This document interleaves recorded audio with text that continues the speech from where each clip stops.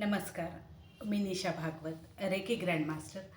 मागील व्हिडिओमध्ये आपण बघितलं होतं मूल्यांक म्हणजे काय, तो कसा काढायचा.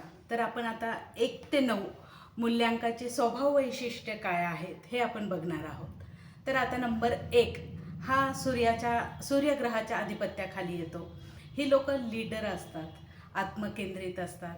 हा अंक असणारे महत्त्वाकांक्षी असतात, इतरांना मदत करण्यात सतत तत्पर असतात. यांचा निगेटिव्ह पॉईंट म्हणजे हे फार हट्टी व रागीट असतात. आता आपण बघणार आहोत 2 नंबर. 2 नंबर हा चंद्रग्रहाच्या आधिपत्याखाली येतो. दिसायला मुळातच हे सुंदर असतात. उपजत समजून घेण्याची प्रवृत्ती यांच्यात असते. इतरांनाही खूप छान पद्धतीने समजावून सांगतात. हे शक्यतो 2 नंबरचे व्यक्ती, लेखक, कलाकार बहुतेक वेळा हे 2 नंबरचे असतात. यांचं निगेटिव्ह पॉईंट म्हणजे ही जर रागावली तर फार अवघड होतं. यांना समजावून सांगणं फार अवघड असतं. 3 नंबर गुरुग्रहाच्या आधिपत्याखाली येतो. हा म्हणजे कसा असतो की जी लहान मुलांमध्ये जी एनर्जी असते तशी एनर्जी ह्या 3 नंबरच्या व्यक्तीमध्ये असते. हा 3 नंबरची व्यक्ती घरात त्यांचा जन्म झाल्यानंतर घराची भरभराटी होते. तसंच सगळ्या गोष्टीत मजा घेऊन जगणं त्यांना आवडतं. संगीत, नृत्य, चित्रकला ह्या कलांमधून ते छान व्यक्त होतात. भावना उत्तम प्रकारे व्यक्त करू शकतात. आता आपण बघणार आहोत 4 नंबर. हा युरेनस ग्रहाच्या आधिपत्याखाली येतो.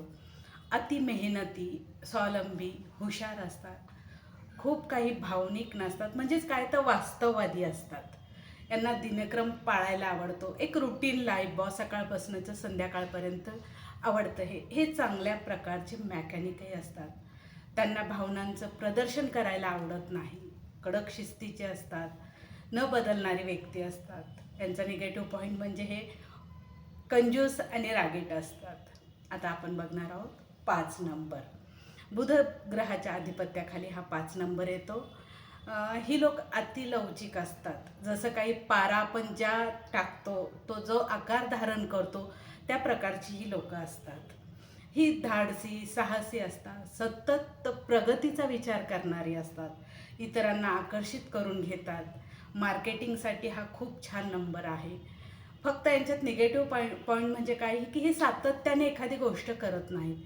ही धरसोड करण्याची प्रवृत्ती या लोकांमध्ये खूप असते. आता आपण बघणार आहोत 6 नंबर. हा 6 नंबर शुक्र ग्रहाच्या आधिपत्याखाली येतो.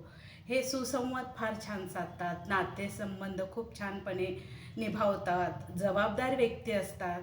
दुसऱ्याला आनंदी बघण्यासाठी हे गरजेपेक्षा जास्त जबाबदारी घेतात. व्यक्ती स्वतःच्या दिसण्यावर नाखुश असतात. लवकरच दुखावल्या जातात. आणि ह्या लोकांचं वैशिष्ट्य म्हणजे यांचा वस्तूंमध्ये खूप जीव असतो. आता आपण बघणार आहोत 7 नंबर. आता 7 नंबर हा नेपच्यून ग्रहाच्या आधिपत्याखाली येतो. ही लोक अंतर्मुख असतात. सगळ्या गोष्टीची सखोल माहिती असतात. हा खोलवर अभ्यास करतात. ही लोक रिसर्च करणे, सायंटिस्ट या नंबरची 7 नंबरची व्यक्ती असते. ह्यांचा नंबर यांच्यात काही जण पण नास्तिकही असतात आणि काही आस्तिकही असतात.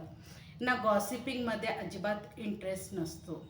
पण ही लोक आतल्या गाठीची असतात. भावनाशून्य असतात. लवकर अजिबात व्यक्तच होत नाहीत ही लोक. आता आपण बघणार आहोत 8 नंबर. शनिग्रहाच्या आधिपत्याखाली हा नंबर येतो. कष्ट खूप असतात.